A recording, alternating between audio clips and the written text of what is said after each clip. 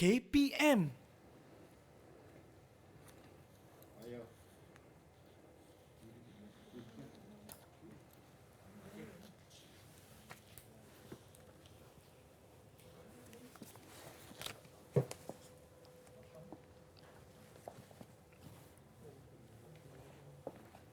Jangan bergerak.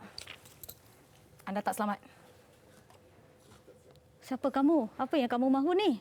Saya cari Madam Rama sebab saya perlukan bantuan beliau untuk pecahkan kod rahsia ni. Awak Madam Rama ke? Ya. Okey, kod rahsia ni untuk awak. Okey. Profil. Saya perlukan bantuan untuk Madam Rama pecahkan kod rahsia yang ada di dalam sampul surat tersebut.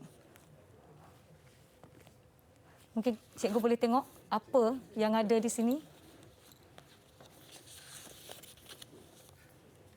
Jangan tembak ya. Tak, saya tak tembak.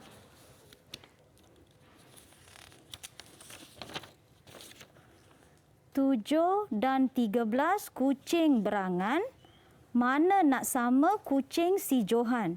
Jika satu tidak campur tangan, tentu tidak tewas kekeruhan. Apa ni? Bagi saya sebentar nak fikir. Baik. Jangan lama-lama. Musuh ada di mana-mana. Kita tak tahu apa akan berlaku dalam masa 2 saat ini. 1 minit. Okey. Tak ada 1 minit, madam. Kita kena cepat. Okey. Kenapa? Adakah madam dah tahu apa jawapan kod rahsia tersebut? Ya. Tak mengapa, madam. Tak mengapa. Kita akan tengok profil guru yang akan bersama dengan kita pada hari ini.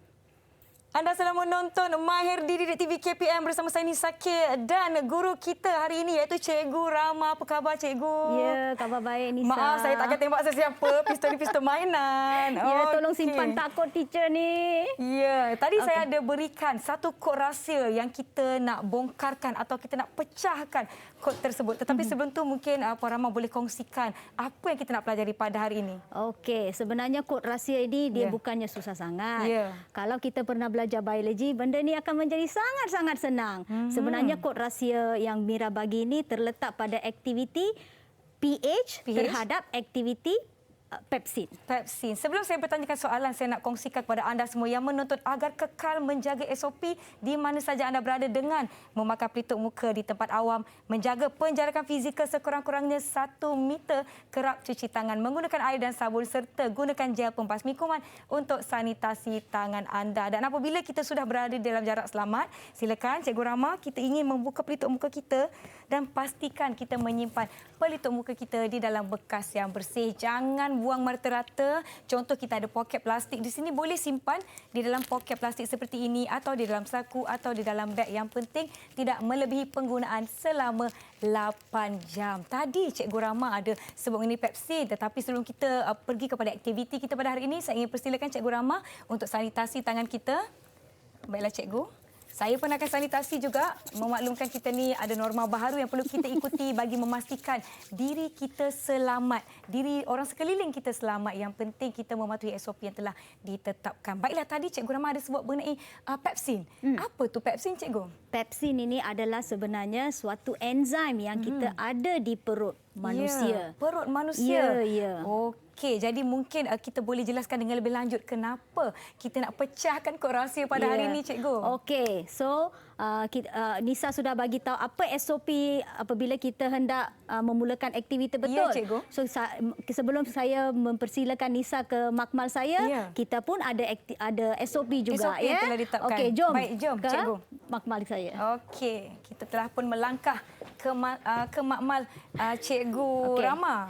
Okey. Ya, kita ada baju makmal, tolong pakaikan. Pakai baju makmal. Ini langkah-langkah penting yang perlu kita lakukan sekiranya kita masuk ke makmal sains untuk keselamatan kita. Okey, saya dah pakai Saya belum lagi. Kod saya. Wah, saya nampak macam saintis. Alam 2021. Nisa pernah belajar bio di Ya, cikgu. sekolah? Saya dulu pelajar sains tulen di Ya. sekolah saya. Okey. So, Okey. saya terkilan juga. Macam Ya. mana Nisa tak boleh pecahkan kod rahsia ni? Sebenarnya kod ini adalah sangat-sangat senang sebenarnya. Ya, mungkin saya dah banyak lupa. Jangan Sarung lupa tangan. Nisa. Baik. Okey. Memakai sarung ke tangan ini adalah suatu arts. Baik. Supaya Okey. dia tidak terkoyak-koyak. Baik, cikgu. Pakai sarung tangan. Penting kerana kita akan menggunakan banyak bahan kimia Baik. yang berbahaya. Jadi So, untuk kita keselamatan perlu. kita, Ya. kita perlulah memakai sarung tangan apabila kita menggunakan peralatan-peralatan di makmal. Okey, kita dah ada sarung makmal kita, jubah Ya. makmal kita dah ada sarung tangan kita, cikgu. Okey, dan kita ada beberapa radas di hadapan kita ni, Ya. di mana topik kita hari ini adalah kemahiran saintifik biologi, kesan pH terhadap aktiviti enzim. Baiklah, cikgu. Jom, apa agaknya yang kita nak kupas pada hari ini? Okey, so untuk aktiviti pH aktiviti pH, kesan pH terhadap enzim. Baik. Sorry lah Tak Okey. apa. So kita memerlukan kaki ritot, kita memerlukan termometer, Baik. kita memerlukan beaker. Beaker. Ya, ini adalah tungku kaki 3. Kemudian kita memerlukan tabung uji, kita memerlukan rak tabung uji, kita memerlukan penitis. Penitis. Penitis, Baik. ya. Dan kita juga memerlukan picagari. Picagari. Ya. Alright. Okey. So, tapi satu lagi apa tu?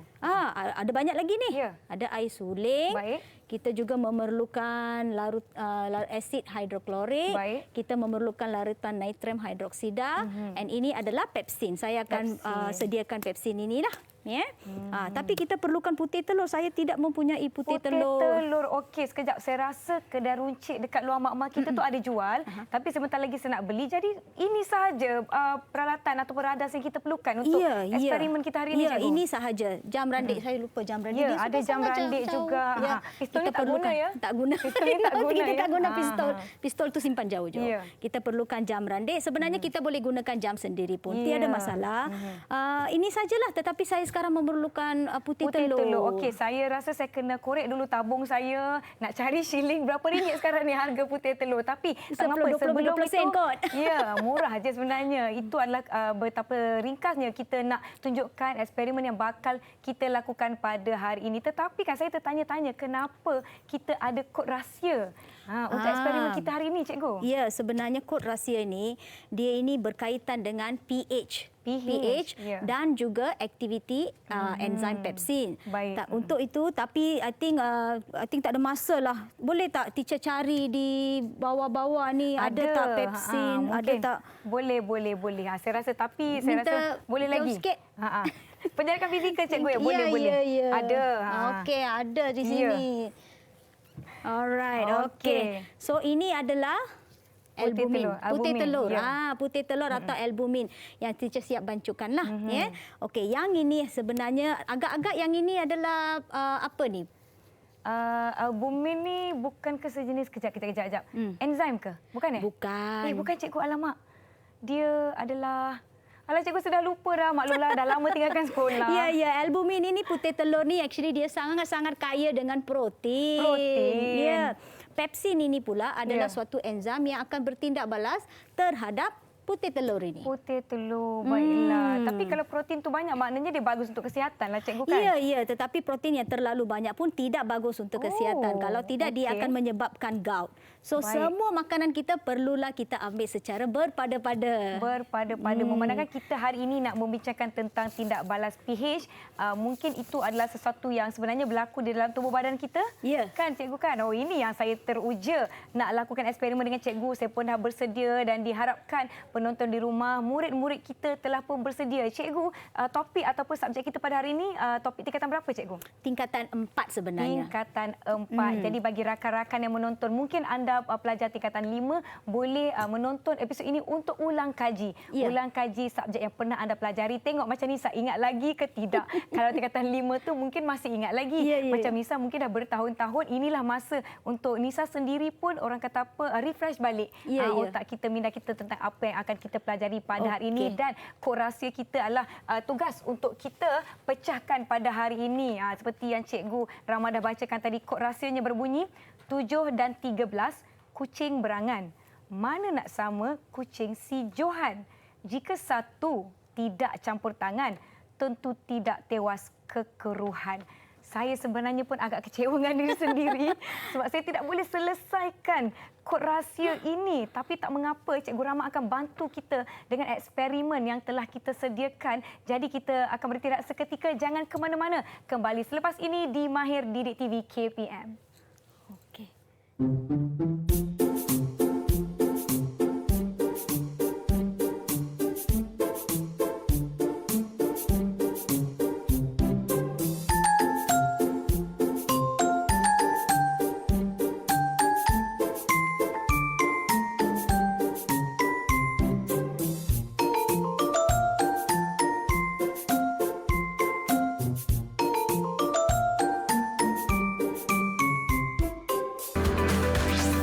Didik TV KPM.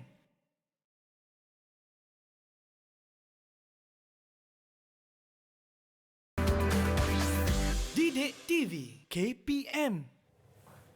Kembali menonton Mahir di Didik TV KPM bersama saya, Saintis Nisa dan Saintis Cikgu Rama, yang mana hari ini kita akan lakukan eksperimen berkaitan topik kita iaitu kesan pH terhadap aktiviti enzim. Jadi tadi sebenarnya saya dah nak pergi beli dah telur untuk Cikgu Rama, nak bagi putih telur, tapi kita sebenarnya dah ada putih telur yang tersedia di dalam botol kaca di hadapan Cikgu Rama. Jadi sebenarnya saya tak sabar-sabar nak melakukan eksperimen dengan Cikgu. Saya kira rakan-rakan saya di rumah pun semua tak sabar-sabar. Apa yang kita nak lakukan pada hari ini, Cikgu Rama? Tak sabarnya. Janganlah, kita mesti sabar. Sabar tu separuh daripada keimanan. Ya, ni betul. kan. Ya. Okey. So kita sambung balik aktiviti pH terhadap enzim pepsin ya. So itu kod rahsia yang yang Nisa bawa tadi ya. Okey, sebelum kita mulakan aktiviti, kita perlu sediakan kukus air dulu. Baik. So untuk menyediakan kukus air, sebenarnya selalunya apa yang kita akan buat di makmal ialah kita akan menggunakan penunuh Bunsen. Ya. Tetapi kalau gunakan, bagi saya adalah lebih cepat dan lebih mudah jika kita hanya menggunakan air panas dan air suling sahaja untuk mendapatkan suhu yang kita perlukan. Ya. Okey, so untuk menyediakan kukus air ni, tapi kerana kalau picit seperti ni dia lambat, dia buka saja. Kita letakkan, kita tuang dia. Baik. Jangan terlalu banyak.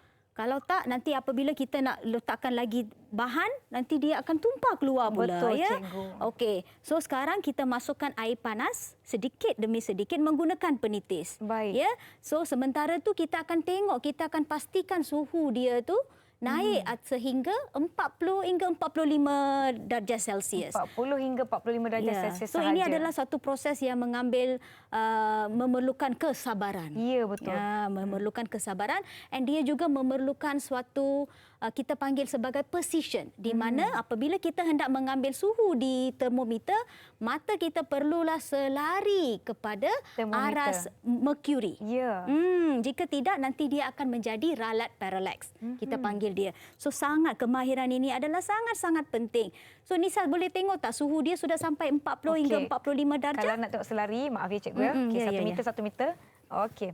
Kalau tengok selaras, okey, dia dah capai 40 tu. Okey. Sebenarnya kita perlukan dalam 37 darjah Celsius, tetapi sehingga kita membuat preparation, semua persediaan yang lain, dia akan turun sedikit. So kita biarkan. Okey, so kita dah settle suhu kukus air ni. Sekarang kita perlukan, ini dia. Saya telah menjimatkan 20 sen Nisa ni tahu. So you perlu berterima kasih kepada saya. So ini adalah albumin ya. Okey, albumin kita untuk memecahkan kod rahsia ni, saya perlu sediakan 3 tabung uji. 3 cukup ya. Nisa 3 cukup. Kita perlu pindahkan 5 ml saja albumin ini ke dalam setiap tabung uji. Untuk mendapatkan jumlah 5 ml tersebut, kita perlu menggunakan picagari ketika memindahkan. Jangan tuang je. Jangan tuang. Picagari ni lebih senang kerana kita boleh dapat ukuran dia dengan lebih tepat. Betul? Nampak tak? Boleh nampak. Kita boleh nampak dapat ukuran dia dengan lebih tepat. So, kita hanya perlukan 5 ml saja. Kena sabar, kena sabar. Betul. Dia ni dengan sains ini kita perlu sangat bersabar. Sabar dan berhati-hati. Kalau kita berada di dalam makmal sebenar, kita perlu mengambil langkah-langkah berjaga-jaga apabila kita menguruskan ataupun menggunakan peralatan radar-radar seperti ini. Contoh macam bekas kaca, penundu bansen, termometer dan sebagainya. Ni. Kita dah dapat Nisa. 3. Albumin selesai. Sekarang kita perlu masukkan apa nama enzim kita hari ini? Pepsin, cikgu. Pepsin. So Nisa tahu tak pepsin ini adalah suatu enzim yang memang kita ada di dalam perut. Fungsinya adalah untuk menghidrolisiskan protein. Cikgu tunjuk cikgu kat kawan-kawan di rumah. Ini dia pepsin. Larutan pepsin. Yang akan kita gunakan pada hari ini. So larutan pepsin ini sebenarnya yang ini tidaklah kita ambil dari perut. Kita sebenarnya ada bancuhan di dalam makmal. Tak ada masalah. Tetapi pepsin yang kita gunakan ni rasa-rasa Mira banyak ke sedikit? Kita guna sikit je, cikgu. Kita guna sedikit cukup. Itu adalah satu daripada sifat enzim tau. Enzim ini kita tak perlu guna banyak-banyak. Kita berguna sedikit cukup. Nampak tak albumin ini kita ambil berapa? 5 ml betul? 5 ml saja. Yang ini tak payah 5 ml Nisa. Agak-agak kita perlukan 1 ml cukup tak? Pandai cukup, Nisa. 1 ml. Kita sudah berkawan baiklah walaupun kamu datang masuk ke dalam makmal saya sebagai spy. Sudah lama ke kerja sebagai spy? Saya tak boleh bagi tahu sebab itu saya spy. Okey, saya faham. Tetapi kita sudah menjadi kawan baik. Okey. 1 ml cukup. 1 ml sahaja. 1 ml ditambah kepada 5 ml albumin yang kita telah letakkan di dalam tabung uji sebentar tadi. Okey. So sekarang adalah the moment of truth. Ini yang Nisa perlu tengok betul-betul. Okey. So saya sekarang akan campurkan sodium hidroksida, natrium hidroksida. Sodium hidroksida kita panggil dalam bahasa Inggeris. Yang ini ialah natrium. Larutan natrium hidroksida ada dalam bahasa Melayu. Yang ini adalah asid hidroklorik. Dan kita juga akan mencampurkan air suling. Tetapi tak apa, air suling sudah diletakkan di dalam beaker kerana susah hendak mengambilnya menggunakan picagari. Okey. So untuk ini saya perlukan pertolongan Nisa, boleh tak? Boleh, cikgu. Okey. Sekarang air suling. Saya akan mengambil 1 ml juga. Baik. Okey, menggunakan picagari. Sangat mudah menggunakan picagari tau. 1 ml. Okey. So yang ini Nisa tolong labelkan sebagai A. Gunakan pen di sana. Baik. Okey, pen sini cikgu. Tulis saya A tulis ya. Baik. Saya tulis A pada tabung uji yang pertama. Supaya kita tahu ini adalah yang lain. Pelabelan adalah sangat penting. Kalau kita tak label, mungkin keputusan akan bertukar. So sangat penting. Okey, so Lisa boleh letak di sini. Tak apa, sekarang kita sudah labelkan. Tak ada masalah. Okey, sekarang tabung uji yang kedua pula. So biarlah bahan-bahan kimia ni teacher sajalah yang handle. Betul. Saya takut nanti kalau saya gelabah-gelabahkan cikgu, tertumpah. Bahaya. Betul. Maka kalau ada di sekolah, kalau berada di makmal sekolah, janganlah bergurau-gurau dengan kawan-kawan sewaktu sedang menggunakan peralatan-peralatan dan juga menguruskan bahan-bahan kimia seperti ini. Okey. Sekarang yang ini saya sudah masukkan 1 ml larutan natrium hidroksida. Baik. Okey, yang ini Nisa tolong labelkan sebagai N. N mewakili natrium hidroksida. Okey. Saya label huruf N. Ingatkan N untuk Nisa. Tapi bolehlah natrium ya. Natrium hidroksida. Okey, saya letak di sini ya. Okey. So sekarang ini adalah tabung uji yang terakhir kita. Okey, dalam tabung uji yang terakhir pula kita akan masukkan larutan asid hidroklorik pula. Moment of truth. Berdebar-debar ke? Maknanya kita sudah meletakkan tiga bahan berlainan kepada larutan albumin dan juga larutan pepsin kita. Ya. Inilah maksud aktiviti kita ni, pH. terhadap aktiviti pepsin ya. Okey, so sudah letak. Okey, Okey. tolong labelkan sebagai H pula. Sebagai tanda hidroklorik tadi. Ya. Okey. Okey. So Okey. mana tadi yang berlabel A? A di sini. A di sini. Okey. N, So dan kita ada H. teacher nak tunjuk satu kepada Nisa. Inilah maksud kod rahsia itu N. Nisa. Baik, okey. Okey. So ini kita panggil sebagai kertas pH. Kertas pH. Kertas pH ya. Okey, so di dalam tabung uji yang berlabel A ini, saya masukkan kertas pH ini. Kemudian bandingkan dengan menggunakan petunjuk pH. yang ada di Baik. sini. Okey. So dia menunjukkan pH berapa Nisa? Saya nampak dia pH 6. 6 pH ke 7? 6 tu saya dah tutup Macam tu. lebih kurang 7. Dia lebih tepat kepada pH Yeah. 7. Kita boleh Because- tunjukkan kepada rakan kita. So dia Okey. ni lebih kepada 7 sebenarnya. 7. Dia lebih Okey. menyerupai warna di Ya. pH 7. Baik. Ya. So ini menunjukkan bahawa yang ini adalah neutral. Neutral. Neutral. Okey, so selesai. Okey, Maknanya A kemudian adalah neutral. neutral. So 7 ini adalah neutral untuk Okey. tabung uji yang berlabel A. Okey? Kita lihat yang berlabel N. N Yang di pula. tengah. Di tengah-tengah ya. Itu H, cikgu. A to H. Oh, salah H ni. ke N? N. Sini Nisa. Ya, N Nisa untuk Nisa. N. Okey, kita celupkan.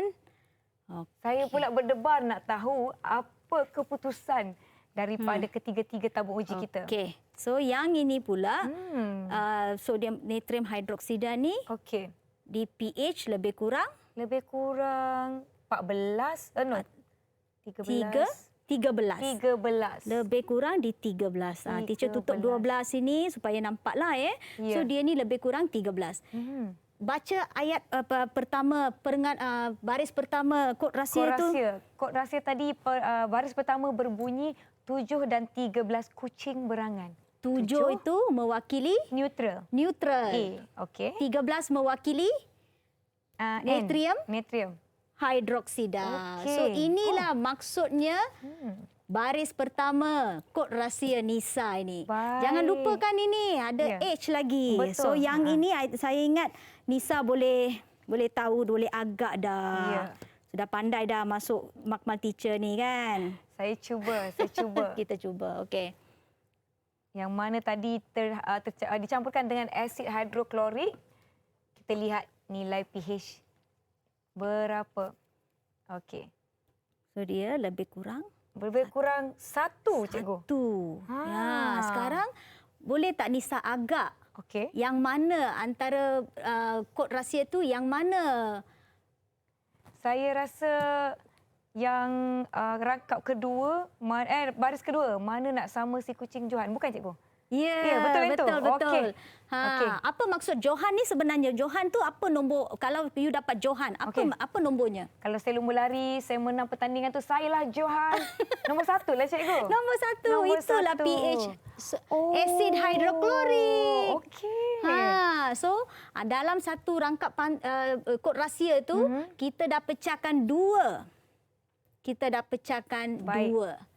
Okey, Alright. saya dah nampak dah dekat situ. Okey, sekarang tapi belum habis lagi Belum Nisa. lagi, cikgu. Baik, Belum lagi. Actually kita punya tu belum habis lagi. Okey. Sekarang saya nak Nisa ambil ni. Boleh bagi tahu tak bagaimana rupa, bagaimana dia nampak sekarang yang ini? Nampak macam warna dia Jernih ke, keruh ke, berwarna ke, merah ke, biru ke? nampak macam keruh je. Itu dia. Ya. Itu ialah pemerhatian awal kita. Betul. Dia ini bukan berwarna. Ya, Sebenarnya keruh. Dia keruh. Ya, okey. So A berwarna keruh. Keruh. Sekarang kita nak masukkan dia transfer semua ni di dalam kukus air. Baik. Nisa, saya sudah ajar kamu bagaimana hendak menentukan suhu dia. Suhu dia berapa sekarang? Suhu dia sekarang ni nilai merkuri mestilah sama paras dengan mata kita. Ya, betul. Di mana nilai itu telah pun turun kepada 37 darjah 37. Celsius. Kalau kita rasa kalau suhu tu sudah turun sedikit tidak ada masalah. Kita campurkan saja air, titikkan dia 2 titik, suhunya akan kembali naik semula. Ya, Senang bukan? okey. Okey. Sekarang Nisa masukkan semua ketiga-tiga. Bukan yang berlabel H, A dan N ini ke Okey. dalam kukus air kita. Okey, baik. Yang pertama yang ini label dia A. Nisa akan masukkan. Saya pula berdebar. Bukan. Kita letakkan... Letakkan ni. Ya. Ya Allah, kalau saya ni masuk makmal, boleh gagal ni. Bahaya betul. Okey, masukkan tabung uji. Tak apa, kita belajar. Okey, yang ini adalah N. Okey. Bukan tuang ya, masukkan. Masukkan. Okey. Dan juga yang huruf H. Ya. Okey. Baik. Nasib baik teacher stop you sebelum kamu tuangkan di sana. Nampak tak? Sebenarnya saya ada rancangan lain. Saya nak letupkan makmal ni. Jangan letupkan makmal saya, Nisa. Saya berniat dan membantu kamu ni sekarang. Baik. Okey. Saya nak uji, cikgu. Ya. Okey. So suhunya sudah dalam 30. Dah turun sedikit. So kita masukkan sedikit air panas supaya suhu dia sangat penting. Kita perlu pastikan suhu dia ni sentiasa 37. Mengapa 37 darjah Celsius, Nisa? Sebab lebih kurang asid pula ada pepsin ni kan lebih kurang macam apa yang enzim di dalam perut kita, cikgu. Suhu dalam perut kita lebih kurang 37 kan? So, untuk memastikan aktiviti pepsin ini adalah di tahap yang sangat-sangat maksimum, kita mesti memastikan suhu kukus air sentiasa di 37 darjah Celsius. Dia mengambil banyak juga kerja, memerlukan satu pemerhatian, kesabaran. Betul. Alright, kesabaran, tetapi it's worth it. Betul. Alright, kesabaran so, dan kemahiran. Sekarang kita perlu tunggu untuk 20 minit. 20 minit. Oh, lama tu. Ya. Nak buat apa ni? So jam randik kita mulakan. Saya rasa kita kena berhati-hati. Ya. Sebab sambil kita menunggu hasil kita mungkin ada spy lain yang daripada pesaing cuba untuk meletupkan makmal ini. Saya tadi nak uji saja, cikgu. Mana tahu cikgu sebenarnya spy lain. Okey, kita lihat. Kita lihat. Alright. Okey, sementara kita tunggu 20 minit untuk kita lihat hasil eksperimen kita. Kita berhenti rehat seketika. Jangan ke mana-mana. Kembali selepas ini, Mahir Didik TV KPM.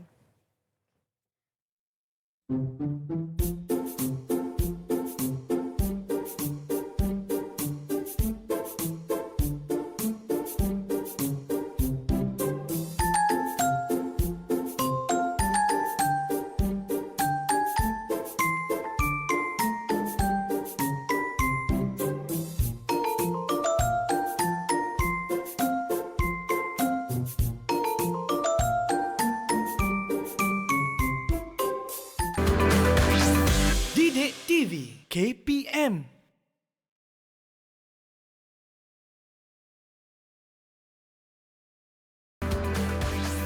Didik TV KPM. Anda masih lagi menonton Mahir di Didik TV KPM bersama saya Nisa dan juga Cikgu Rama dari Sekolah Menengah Sains Alam Shah Kuala Lumpur. Baiklah, sebenarnya tadi kita dah lakukan aktiviti ataupun eksperimen. Kemudian kita dah ambil barang tu, barang ni. Sekarang ni saya tengok makmal Cikgu Rama dah bersih, teratur kembali, Cikgu. Ya, betul tu Nisa.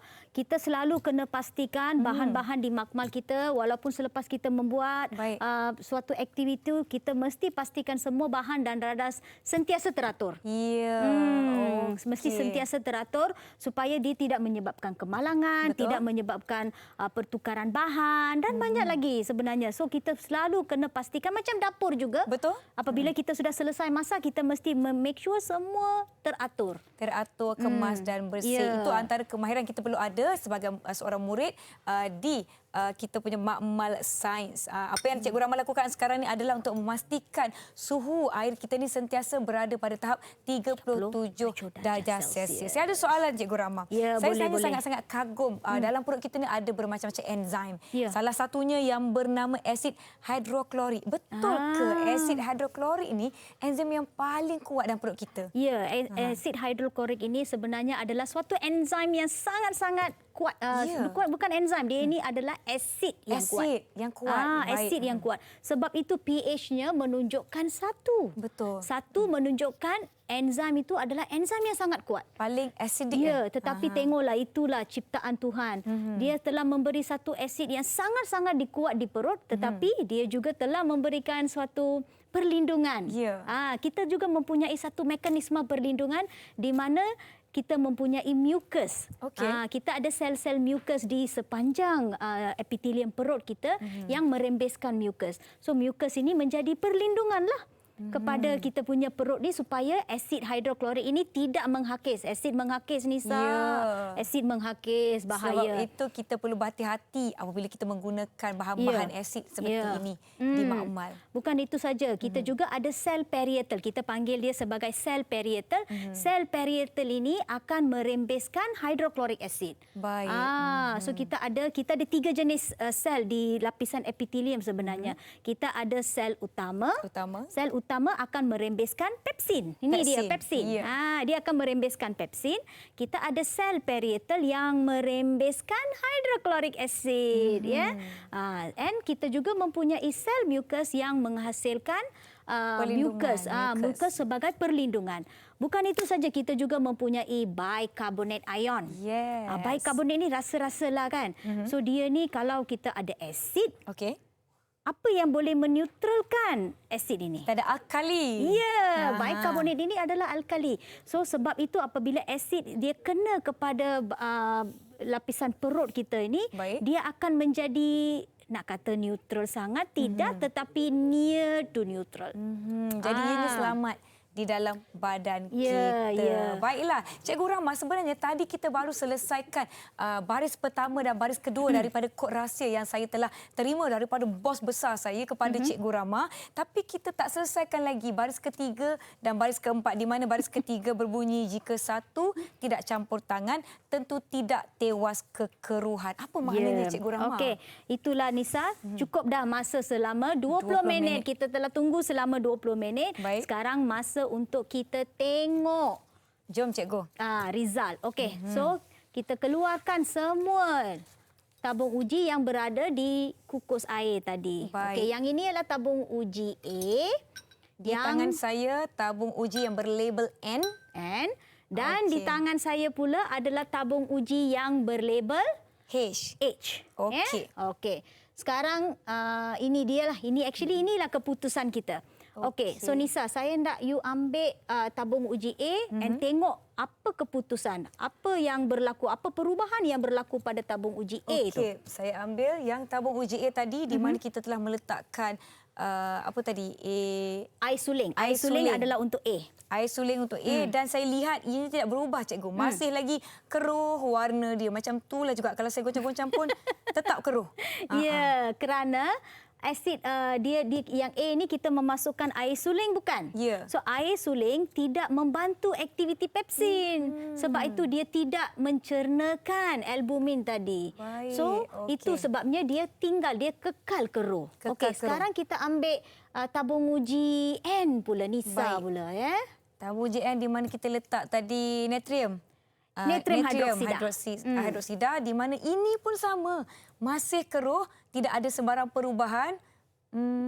Tetap keruh, Cikgu. Tetap keruh. Tetap keruh. Apa-apa. Tak ada apa-apa tindak balas. Ini juga bermaksud natrium hidroksida juga tidak membantu dalam hidrolisis hidrolisis protein itu oleh pepsin. Ya, itu maksudnya. Okey, sekarang tibalah masanya untuk kita memecahkan kod rahsia tu. Kod rahsia yang mana tabung uji berlabel H ini kita letak tadi H untuk asid hidroklorik. Ya. Okey. Alamak. Alamak, Cikgu, macam mana ni? Jernih. Ianya telah menjadi jernih. Saya dah goncang-goncang dia. Itulah dia, kerana aktiviti pepsin ini dia memerlukan hidroklorik asid. Baru dia akan ada tindak balas. Kalau kita masukkan air suling dan natrium hidroksida, tiada tindak balas berlaku. Ya, bermaksud protein tidak dihidrolisiskan menjadi polipeptida. So dia kekal keruh. Tetapi apabila kita masukkan air hidroklorik asid, pepsin dan albumin, reaction, tindak balas berlaku di dalam kukus air yang berapa darjah Celsius tadi, Nisa? 37 darjah Celsius yang kita susah payah kekalkan 20 minit tu. Betul. So dia menjadi jernih. Dia telah jadi jernih. Dia jadi jernih. So sekarang Nisa bacakan rangkap baris kedua kod Nisa itu. Kod rahsia tadi, jika satu tidak campur tangan, tentu tidak tewas kekeruhan. Saya rasa sudah tahu dah apa yang kita cari. Kalau satu iaitu asid, sifat asid itu tidak campur tangan, maka ianya tidak akan menjadi keruh tu akan kekal. Ya. Makna bila ada asid dia akan jadi jernih. Ada tindak balas. Baik. Okey. Itu dia. Kod rahsia itu telah dipecahkan, Nisa. Itu sahaja. Senang, Nisa. Senang saja rupanya. Tak payah Nisa cari saya pun sebenarnya. Tapi sebenarnya bos saya yang suruh saya cari Madam Rama ataupun Cikgu Rama daripada Sekolah Menengah Sains Alam Syah Kuala Lumpur kerana saya nak bagi hadiah. Mungkin hadiah raya. Okey, kita telah pun melakukan aktiviti di mana kita telah uji campuran albumin dengan air suling, dengan natrium dan juga dengan asid hidroklorik. Di mana asid hidroklorik ni kan merupakan apa yang ada dalam perut kita, ianya sangat berasid, sangat asidik. Nilai dia 1. Tetapi memandangkan perut kita ni ada lapisan perlindungan, ada mucus, ianya dilindungi. Saya nak tanya soalan, adakah ini berkaitan dengan dalam perut kita ni dengan orang yang ada gastrik contohnya? Ya, Nisa. Actually itu dia. So kita perlu jaga pemakanan kita di mana kita selalu kena makan pada waktunya. Jangan skip. Kalau selalu kita kan kadang-kadang kita busy, kita sangat sibuk dengan kerja harian atau kita nak kuruskan badan kan. So kita selalunya kita akan skip. So inilah yang akan berlaku apabila terlalu banyak asid hidroklorik, apabila dia akan dirembeskan walaupun tiada makanan. So apabila dia tengok tak ada makanan, dia akan start cerna siapa? Cerna perut kita. Perut kita. So dia akan menyebabkan peptic ulcer. Pedih tu Nisa, sakit. Jangan. Nisa ada habit skip sahur tak? Lama. Janganlah kantorkan saya kat sini, Cikgu Rama. Kadang-kadang bila penat sangat mengantuk, tak apalah, tak sahur. Jangan, tapi nanya tak elok kan? Tak elok, tak elok. Sahur ini kan sangat-sangat penting. Especially untuk orang yang berpuasa, tahu. Bukan mereka saja bagi tahu. Mereka bagi tahu ini sebenarnya agama atau pakar perubatan, mereka sarankan kita supaya bersahur sebelum berpuasa kerana itu adalah cara untuk kita mengelakkan daripada penyakit, especially gastrik. Gastrik ini dan peptic ulcer ini semua disebabkan oleh hidroklorik asid dan pepsin sebenarnya di dalam perut kita. Demikian penjelasan daripada Cikgu Rama. Jadi selepas ini kita mestilah menjaga pemakanan kita. Bukan suka-suka nak makan, bukan sebab sedap semata-mata, tapi untuk menjaga diri kita daripada terkena penyakit berbahaya. Baiklah, saya rasa kita perlu berehat seketika. Saya dah pening kenapa saya tak boleh selesaikan kod rahsia. Sedangkan sangat mudah. Kita akan jumpa selepas ini di Mahir Didik TV KPM. Macam manalah saya boleh.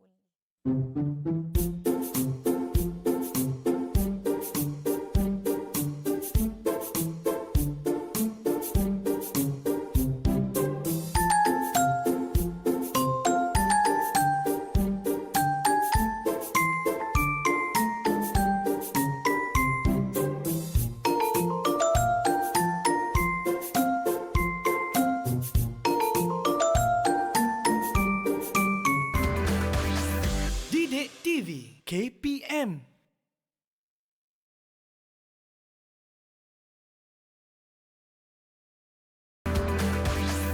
Didik TV KPM. Kembali menonton Mahir di mana anda bersama saya Nisa K dan juga Cikgu Rama dari Sekolah Menengah Sains Alam Syah Kuala Lumpur. Nampaknya kan tadi kita telah terima satu kod rahsia di awal rancangan. Di mana saya pun takut-takut adakah ini orang yang sebenar. Saya perlu cari kerana saya telah ditugaskan untuk mencari orang yang membantu saya memecahkan kod rahsia. Jadi kita telah dapat pecahkan kod rahsia. Tetapi apa yang saya sedari dan pelajari, saya harap murid-murid di rumah pun sedar, di sekeliling kita, kehidupan kita ni semua sains kan Cikgu Rama? Ya, sebenarnya sekeliling kita semua ini adalah sains. Semua mempunyai suatu penerangan yang background dia berasaskan sains. Betul. Apabila kita sudah pandai mengintegrasikan perkara ni dalam kehidupan seharian, bukan kod rahsia saja Nisa. Banyak lagi benda yang kita boleh terokai di sekeliling kita. Semua orang boleh menjadi saintis sebenarnya. Yes. Jadilah macam saya dah jadi saintis.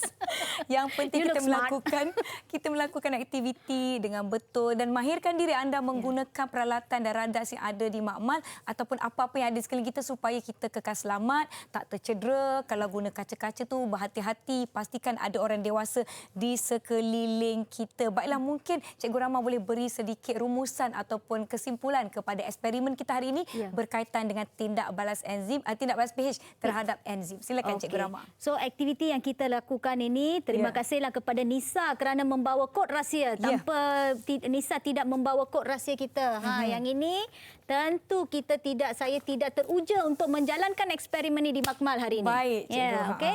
So apa peringatan yang teacher nak bagi tahu ialah untuk eksperimen ini kita memerlukan kita akan berdepan dengan banyak bahan kimia. Betul. So apabila kita berdepan dengan bahan kimia, kita mesti menggunakan cara yang betul. Cara sekarang Nisa, kita sudah mendapat keputusan eksperimen. So bagaimana kita hendak macam mana yang ini Nisa boleh tak just buang di dalam tong sampah sebegitu sahaja? Tak boleh, Cikgu, bahaya. So kita mesti tahu, pelajar-pelajar juga dan juga guru-guru mesti mengajar pelajar bagaimana kita hendak membuang bahan-bahan yang berunsurkan organik ini sebenarnya. Jika tidak, ia akan mencemarkan alam sekitar, Nisa. Betul. Contohnya ada bahan yang selamat kita boleh buang ke dalam sinki di Makmal. Tapi kalau yang macam asid dan sebagainya, bagaimana kita nak lupuskan atau buang? Boleh, tapi yang ini tiada masalah, Nisa, because dia mempunyai kepekatan yang sangat rendah. So kita boleh buangnya di dalam sinki, tak ada masalah. Tetapi apabila kita berdepan, mesti selalu ingat, apabila kita berdepan dengan bahan kimia, kita mesti menjadi lebih berhati-hati. Betul. Lebih berhati-hati, dan kalau di Makmal sekolah tu ikut arahan dan peraturan makmal yang telah ditetapkan. Kalau ada kecemasan berlaku, dapatkan pembantu makmal ataupun guru. Jangan nak buat apa, semua gelabah tak tahu apa. Satu lagi, Nisa, saya nak bagi tahu apabila sekarang dengan masa SOP dengan COVID-19 ni memang sangat-sangat mencabar bagi seorang guru untuk menjalankan eksperimen di mana susah kita untuk mengawal pelajar. So apabila pelajar hendak membuat aktiviti di makmal, tolong ingat SOP. SOP yang telah ditetapkan. Tolong ingatkan SOP and tolonglah ikut arahan cikgu, dan ingat kita masih belum menang dalam perang untuk memerangi COVID-19 ini. So kita mesti mengambil semua langkah yang berjaga-jaga untuk memastikan kita menang dalam perang ini. Sebenarnya tadi saya ada terima satu mesej. Baiklah Cikgu Rama, terima kasih. Saya rasa bos besar saya dekat atas sana tu, dia gembira dengan hasil eksperimen kita pada hari ini, di mana kita telah memecahkan kod rahsia yang saya bawa pagi tadi dengan penuh berhati-hati dan berjaga-jaga. Sebab saya takut ada orang lain akan dapat rampas kod rahsia kita. Jadi bos saya kata, apa saja Cikgu Rama mahu, beliau akan tunaikan. Bagi tahu je, minta saja. Apa agaknya? Apa? Okeylah, kalau Mira dengan bos insist, tolonglah hantar kacang goreng atau kacang putih kepada pengetua saya, pengetua SM Sains Salam Shah, Encik Nur Azaha bin Muhammad Shah, rakan-rakan perjuangan saya, dan juga murid-murid ASIS sekalian untuk berbuka puasa nanti. Murid-murid ASIS? Kenapa ASIS, Cikgu? Because saya sayang ASIS, Mira. Oh, sayang ASIS juga.